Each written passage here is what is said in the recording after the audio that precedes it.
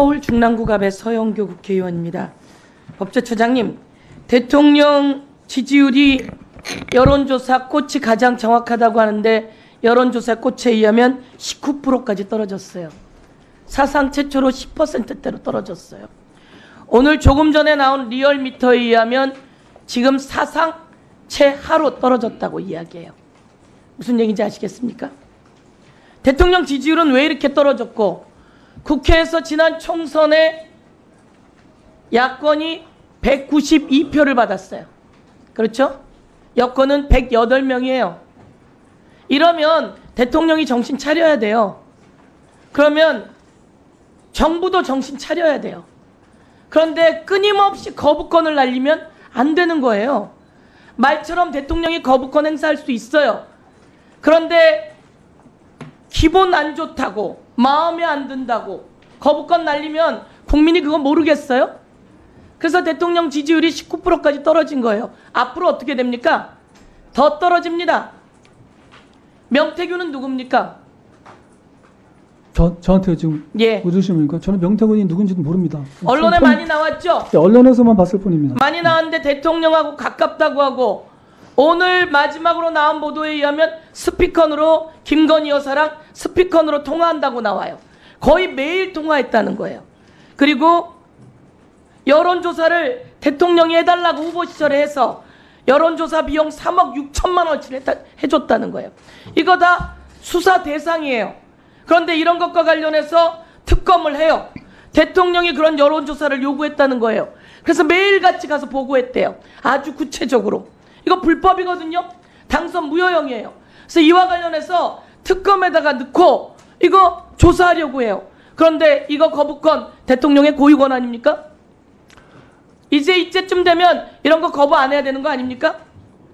자기 자신에 관해서 여론조사를 수십 번을 했고 3억 6천만 원치 돈 받으러 갔고 그랬더니 김영선을 공천으로 주고 이런 식의 얘기가 다 나와요. 이거 다 들었죠? 매일 나와요. 저도 보도는 보고 있습니다. 그런데 대통령이 한마디 말을 못해요. 김건희 여사가 한마디 말을 못해요. 그러면 이거와 관련해서 특검을 해요. 그럼 이거 대통령이 거부하면 됩니까? 안 됩니까? 답변을 요구하시는 겁니까? 예, 해보세요.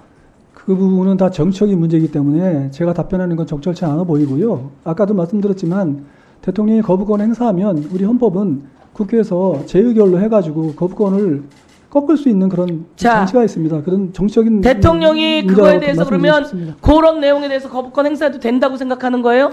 그 부분을 그거 지금 상정해가지고 법안이 나오지도 않았는데 지금 제가 그거를 거부권 행사해도 된다고 법안은 저희가 올려놨지요 다. 그러니까 그동안에 법제처장님 윤석열 대통령의 변호인이었습니까? 맞습니다. 윤석열 대통령 장모의 변호인이었습니까? 윤석열 대통령과 법대 동기고 연수원 동기고 그러면 직원 좀 해줄 줄 있어야죠. 이거 완전히 보훈으로 오신 거 아니에요?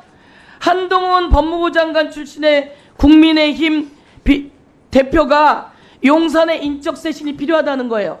그러면서 무슨 얘기를 했냐면요. 김거리 라인에 7인의 간신을 이야기해요. 한남동 간신 7인. 이런 정도는 얘기해야지 되는 거예요. 노무현 대통령 때 노무현 대통령하고 검사와의 대화했었죠? 그렇습니다. 그때 노무현 대통령에게 온갖 거 갖다 대치기해서 물으셨죠? 이것에 대해서 이랬던 사람들이 왜 법제처장까지 하면서 한마디 말을 못하죠? 그리고 가까우면 얘기하세요. 그리고 거부권이 맞다 이런 얘기하지 말고 다니세요. 이제 정권 끝나가요. 옆에서 가까우면 조언해줘야죠. 제가 법령 해석과 관련해서 하나 물어볼게요. 법령 용어를 우리가 문제 제기를 하는데 법령 용어 순화팀장 이름이 뭡니까? 법령 용어 순화팀장 이름이 뭡니까? 법제처의 직원이에요. 우리가 매번 질의합니다. 조영경입니다. 누구요? 법령 용어 순화팀 팀장 이름이 뭡니까? 이상현 과장입니다. 모르고 있습니까? 그 사람 개인적으로 잘 압니까? 잘 압니다. 예. 그런데 왜 대답을 못해요?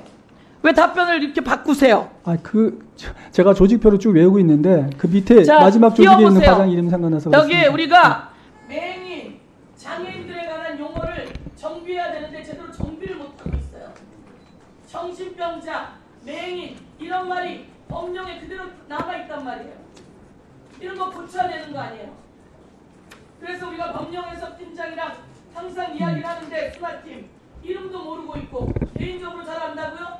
이름도 답변을 못하더니 뭘 개인적으로 잘 알아요. 네, 정리해 주세요. 연결하면 안 됩니다. 네, 이상입니다. 네, 말씀드려도 되겠습니까? 네. 간단하게. 답변 짧게 끝났습니까? 하세요. 예, 끝났으면 이제 답변을 원하지 않으시면 네. 답변하세요. 답변할까요? 짧게. 네. 네.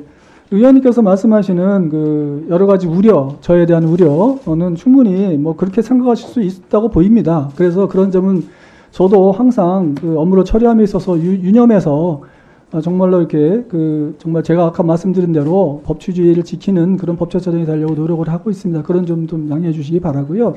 지금 말씀하신 행정규칙 문제는 일괄 정비를 그동안에 쭉 해왔는데 지금 말씀하신 부분에 좀 남아있는 부분은 신속히 정비하도록 하겠습니다. 네, 처장님. 답변 태도와 관련해서 한 말씀 지적합니다. 네. 그 처장님 지금 현직 검사 아니죠? 네. 네.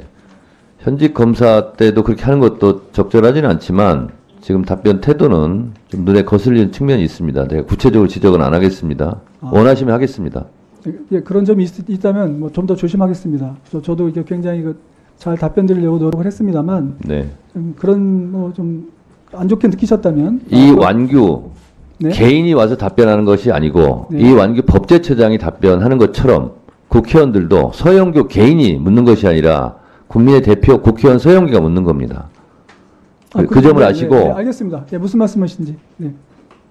어쨌든 말씀하신 그런 여러 가지 우려 사항에 대해서는 지금 같은 태도도 네네. 잘 알겠습니다. 이렇게 답변하면 되는 거예요. 잘 알겠습니다. 알겠습니다. 이렇게 하시면 안 돼요. 알겠습니다. 알겠습니까? 예, 알겠습니다. 알겠습니다. 무슨 말씀이신지. 예. 그렇군요. 이건 예. 단순 말투가 아니에요. 네. 마음속의 생각이 말투로 태도로 나오는 겁니다. 아셨어요?